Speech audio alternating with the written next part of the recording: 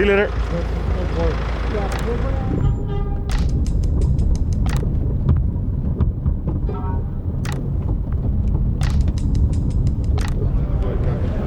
Show me your passport. Trying to speak to people about what happened with your passport. It's already in Cape Town. What did you do? I packed it ahead in the bag. So I've got this. Is that your passport? Yeah, that's a fine. It's a 15-hour drive. That's a fine. Be good crack that, wouldn't it? I'll drive. That's a fine. It's quite a new one. You look like RG Sneyman. RG Sneyman. Good player. Don't rip it, boys. Mate, he's the last person I would have given it to. Oh, proud. That's bad. Well, we're about an hour 20 out of Cape Town in a place called 𝐓𝐡𝐞, and we're staying at the Arabella Hotel. It's an absolutely beautiful location. We're incredibly lucky. We have the whole complex to ourselves, and we've kind of been reveling in our surroundings, which has been absolutely fantastic. Got a few one-liners for us today. So I was at the airport, and I said to the woman, and she said, "No sir, this is the check-in desk."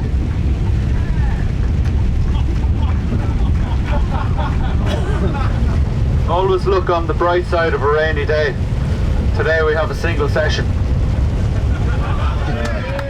Kind of one of the messages that we say to the players on this tour is that from a coaching perspective and a management perspective, we're trying to make sure that there are no excuses for everything we provide for them. So you can't really complain about the location that we have at the moment, and it's great to be down in Cape Town, even though we've had a few challenges with the weather on the first day in terms of training and stuff. But it's been beautiful, and you know, we're very thankful to be here and being well looked after.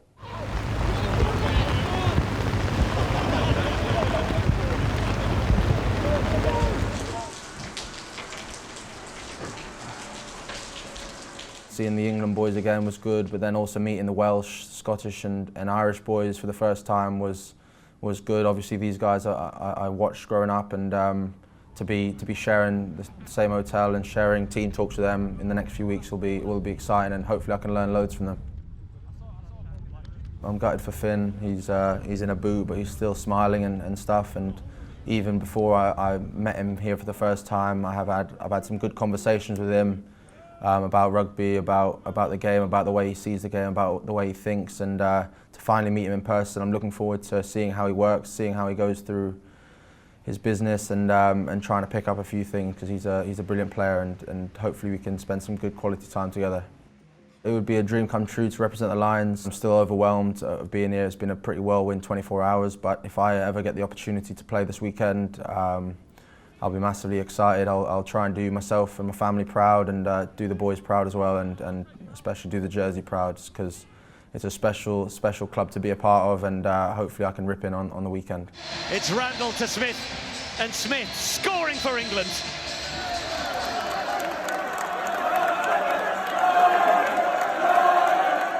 He's had an unbelievable year from a playing perspective. Probably the last 18 months or so as he's really developed and come on and matured as a player, and winning the premiership with Harlequins was a great feat, and then he gets his first cap for England and plays well, and now he's here on a Lions tour. So you know, we're excited for him, you know, having someone of that young quality who I think is going to be a standout performer in the future. And how much he features on this tour, we'll wait and see. But you know, he's definitely, I think, is going to be a player for the future. They'll face a strong-looking South African A side. There's 18 World Cup winners in the squad, 7 of those in the starting 15 on Wednesday. Started the World Cup final against England in 2019. That's despite the fact the South Africa squad had 6 players, including captain 𝐄𝐩𝐢𝐬𝐸 Khaleesi, testing positive for COVID-19 yesterday. It's an incredibly strong team, and they feel like missing out on that second Georgia game, that they need, you know, a stronger hit out. So I'm absolutely delighted about that game, because it's going to give us a real sense of where we are 10 days out from the first test. Last minute, boys, last minute. Right, go ahead.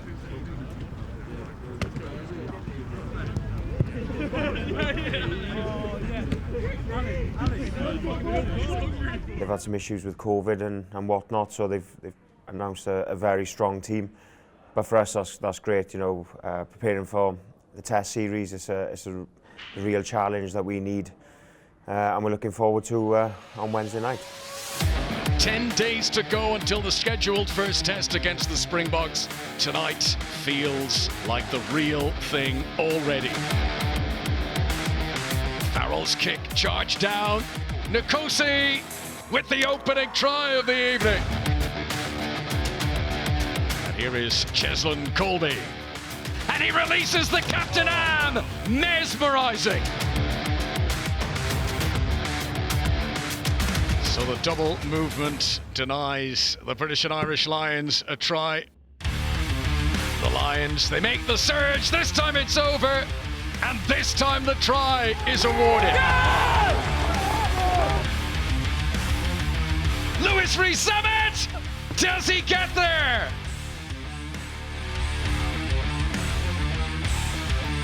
It ends in a first defeat for these Lions of 2021.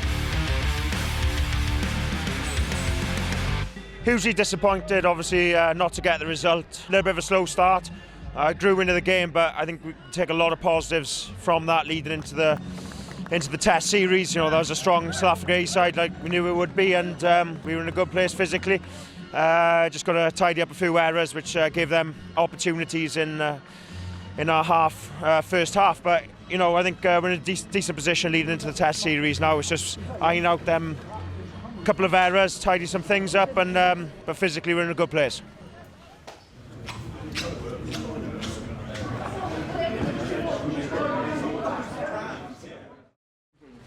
The breaking news is that the original tour captain, Alun Wyn Jones, has been passed fit, and we understand is either on a plane or heading to the airport to rejoin the tour, certainly in time for Saturday's game.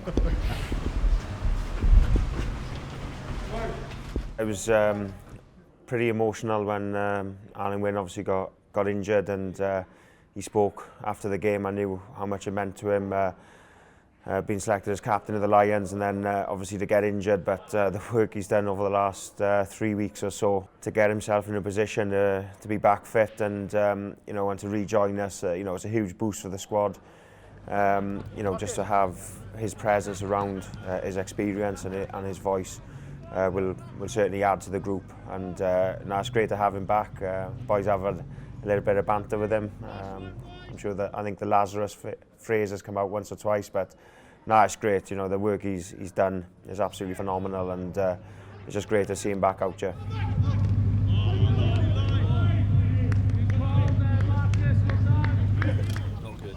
Keep it 100.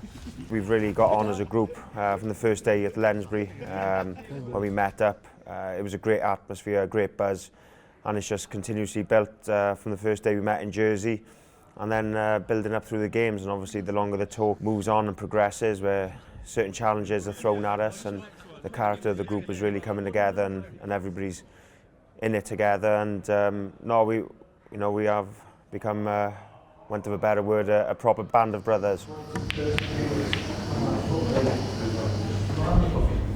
I feel like I'm getting on really well with Courtney Laws. I think me and Emma have formed a really good friendship. I think it all started in Jersey in training when we were doing a drill, an attacking drill, and Courtney was in defence, and he tackled the guy. He landed on the floor, and I pushed him out of the way, and he turned around. Oh, I better not say what he said on camera, but along the lines of, if I did it again, I would pay for it. So let's just say it never happened again. But yeah, ever since I feel like we've bonded really well, and really nice to be able to form some friendships with people I never thought I would. I don't know if Courtney feels the same way. I really hope he does. Scrum and Base's origins are quite recent, actually. Tom Curry, TC, as he likes to be known as, found Dex. I've never seen a kid, like a person, not a kid, sorry, Tom's 22, relatively a kid in rugby terms. But I'd never seen someone, like a grown man, as excited. He was like a kid at Christmas. So I was like, okay, we'll give this a lash, listen to a lot of music myself, etc. So it kind of took off from there, and Tom's mind's after run away with him a little bit and called it Scrum and Base. We have merch printed. Gemma here with the Lions printed us off a load of merch. And then we got to the stage where we didn't have an absolute notion how to work the decks. No clue. We're looking up YouTube videos, messing around. I think our idea of DJing was just scratching the wheel, but it's what we found out now, it's way, way harder than that. So Josh Navidi is an actual DJ. He DJs in a few clubs in Cardiff, and he really fancies it. So he's now known as Navici, after the DJ Avicii. And it's gone from there. He's kind of shown us the ropes. We're still terrible, like really, really badly. We did a bit of a coffee morning this morning with Navici really holding our hand, but we can kind of line up our beats per minute. We have it on the laptops where we can cue all the next songs, standard stuff. Just trying to get in the intro and outro of songs, trying to do a little bit of mashup. We're still really terrible at blending them in together, but getting there.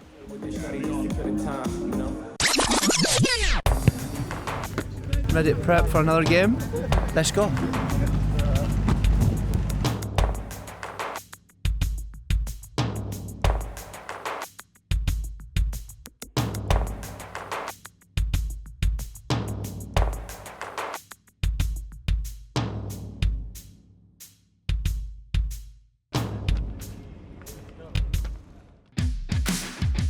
It is the final audition for these Lions after the first defeat on the tour on Wednesday. Warren Gatland expects his side to bounce back in style today. In through the gap, no hesitation.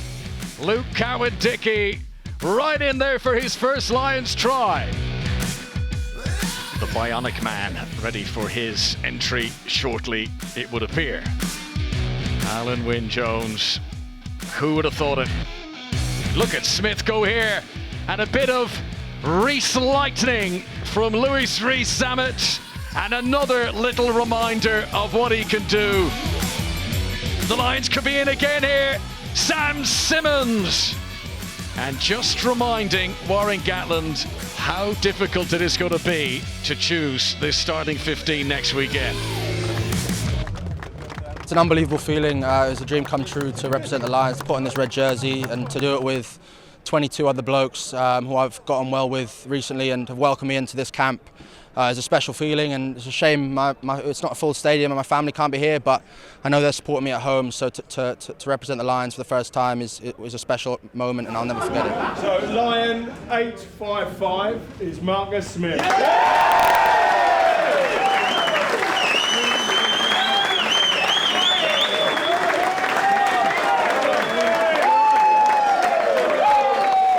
It's not about where you come from now, it's about one team and it's about the Lions, and you can see the way that they're playing for each other and performing. They're having a laugh and enjoying themselves away from the matches and away from the training venue.